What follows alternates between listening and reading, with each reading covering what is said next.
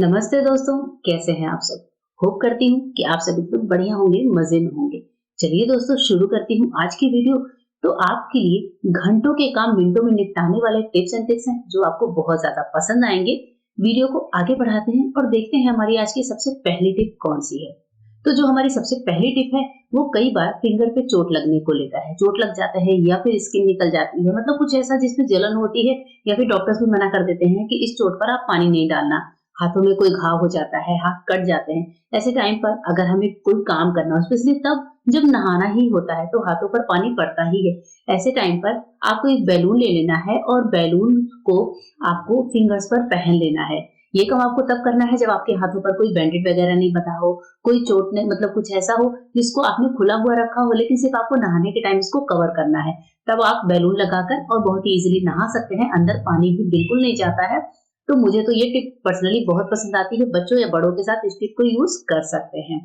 आइए देखते हैं आज की नेक्स्ट टिप। नेक्स्ट टिप है प्याज को लेकर। दोस्तों, प्याज में कुछ ऐसी कंसिस्टेंसी होती है, कुछ ऐसी चीज होती है, एलिमेंट्स होते हैं जो, जैसे हम प्याज को जब काट कर रखते हैं तो आपको पता है कि कटे हुए प्याज को ज्यादा देर नहीं रखना चाहिए। वो इसलिए क्योंकि ये अपने अंदर जो हमारे एनवायरनमेंट में जर्म्स जो उड़ते रहते हैं उनको अपने अंदर एब्जॉर्ब करने की क्षमता रखता है। इसलिए हम लोग कटे हुए प्याज को यूज नहीं करते हैं। लेकिन यहाँ पर एक छोटा सा कटा हुआ प्याज, इसमें अगर हम थोड़ा सा नमक डाल लें तो ये हमारे लिए ऑर्डर एलिमेंट का काम करेगा। यानी कि हमारे घर में अगर कहीं पर भी कोई बदबू है, सीलन की महक है, कहीं पर भी कुछ भी ऐसी स्मेल है जो कि निकल ही नहीं रही है, तब आप वहां पर एक छोटा सा प्याज लेकर उसमें नमक डालकर और रख दीजिए। इससे उस जगह की जितनी भी स्मेल है, बैड ऑर्डर है, वो पूरी की पूरी प्याज अपने अंदर एब्जॉर्ब कर लेगा। और फिर इससे जो है कीट पतंगे, मक्खी मच्छर, ये सारी चीजें भी बिल्कुल नहीं आती हैं। तो एक बार ये वाला एक्सपेरिमेंट करके देखिएगा। ये प्याज का एक्सपेरिमेंट आपको बहुत ज्यादा पसंद भी आएगा। चलिए देखते हैं नेक्स्ट टिप। नेक्स्ट टिप है लहसुन को लेकर। लहसुन को जैसे कलियां हमने अलग कर ली है। लहसुन को छिलना कई बार बहुत ही हेक्टिक होता है। वो तब जब हमें ज्यादा लहसुन छिलने होते हैं। कई बार हम लोग बहुत सारी टिप्स एंड ट्रिक्स अपनाते ही रहते हैं। आज एक छोटी सी टिप है कि आपको एक नाइफ लेना है। नाइफ से आपको एक एक कली को उठाकर ऊपर और नीचे का पार्ट हल्का सा कट करके निकालिए और फिर एक लंबे में कट लगा दीजिए। उस कट से जैसे ही आप लहसुन के छिलके को छीलेंगे, निकालेंगे, तो आप देखेंगे कि जो लहसुन का छिलका है वो कितनी आसानी से निकल जाता है। आप वीडियो में साफ देख रहे हैं कि जैसे ही मैं फटाफट से ये काम कर रही हूँ, लहसुन के जो छिलके हैं वो अलग होते जा रहे हैं, कलियां छीलकर निकलती जा रही हैं। ये टिप तब काम आती है जब हम एकदम बैठे हों खाली और हमें सिर्फ लहसुन छीलने का काम हो, तो हम चाकू से करके एक एक लहसुन को बहुत इजीली छील सकते हैं। वैसे तो बहुत सारे टिप्स एंड ट्रिक्स पहले भी मैंने आपके साथ शेयर किए हुए हैं, फिर भी ये टिप भी मुझे पर्सनली बहुत पसंद है। माचिस के डिब्बे होते हैं घर में, एक माचिस का भरा हुआ डिब्बा और एक खाली डिब्बा।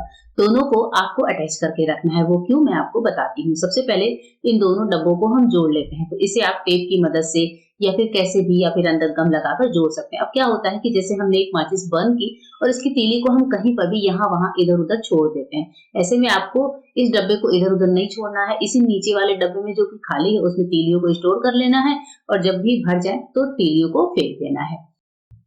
कई बार हमारे इस टाइप के जैकेट पर कोई भी सा भी दाग लग जाता है। ऐसे में आपको क्या करना है कि एक आलू लेना है। स्पेशली आप वो आलू ले सकते हैं जो कि आपके घर में थोड़े से खराब हो रहे हैं। तो आलू का एक छोटा सा टुकड़ा ले लीजिए और आलू का रस आपको जैकेट पर इस तरीके से रब कर करके लगा देना है। थोड़ी देर में आप देखेंगे जैकेट पर लगे हुए जो दाग हैं, कहीं पर भी दाग धब्बे हैं, हनी के निशान हो जाते हैं, किसी और चीज के दाग हो जाते हैं, वो पूरी तरीके से निकल जाते हैं। टिश्यू से पोंछ लीजिए, जैकेट हमारा बहुत ही अच्छी तरीके से क्लीन हो जाता है। आइए देखते हैं एक और टिप। जब किचन में कभी हमें सिंपल क्रॉकरी धुलने होते हैं, जैसे कांच के बर्तन, क्रॉकरी के बर्तन, गेस्ट आए और हमने ढेर सारी क्रॉकरी निकाल दी। ऐसे में क्या होता है कि कोई ना कोई क्रॉकरी तो टूट ही जाती है, क्योंकि जो हमारा किचन सिंक होता है वो या तो स्टोन का होता है या फिर स्टील का होता है। तो इसमें बर्तन हल्के से लगते ही टूटने शुरू हो जाते हैं। ऐसे में आपको क्या करना है, किचन सिंक के अंदर एक कोई मोटा टॉवेल बिछा लीजिए। कोई सा भी आप टॉवेल जो आप ये रखे हो किचन के कामों के लिए, उसको आप अपने किचन सिंक में बिछा लीजिए। उसके बाद से क्रॉकरी को रखकर बहुत ही आराम से आप अपनी क्रॉकरी को वॉश कर सकते हैं, मांज सकते हैं। इससे हमारे जो क्रॉकरी होते हैं वो टूटते नहीं है। और जब आपने सारा काम खत्म कर लिया तो टॉवेल को उठाकर वॉश करके सुखा दीजिए। ब्रेड कभी कभी ये बहुत ज्यादा सूख जाती है, कड़क हो जाती है, तब उसका क्या करें, कैसे उसे सही करें या फिर इसका क्या इस्तेमाल करें, चलिए मैं बताती हूँ। तो ब्रेड यहाँ पर सूख गई है, इसको हम सबसे पहले रैप कर देंगे टिश्यू पेपर में। टिश्यू पेपर इस तरीके का आपके घर में होता ही होगा, उसमें आप ब्रेड के पीसेस को रैप कर दीजिए। उसके बाद से पानी लेना है, नॉर्मल पानी, और नॉर्मल पानी से टिश्यू पेपर को थोड़ा सा गीला कर लेना है। इस तरीके से पीने वाला पानी लेना है। टिश्यू पेपर को दोनों साइड से इस तरीके से हल्का हल्का सा सोक कर दीजिए। उसके बाद से इसको माइक्रोवेव में रखिए सिर्फ 30 सेकंड के लिए, सिर्फ और सिर्फ 30 सेकंड के लिए। 30 सेकंड में आप देखेंगे कि हमारे जो ब्रेड हैं वो पूरी तरीके से सॉफ्ट हो जाते हैं, रीयूज के लिए तैयार हो जाते हैं। तो कभी भी ब्रेड को फेंकने से पहले इस टिप को ट्राई कर लीजिएगा, बहुत ही मजा आ जाएगा।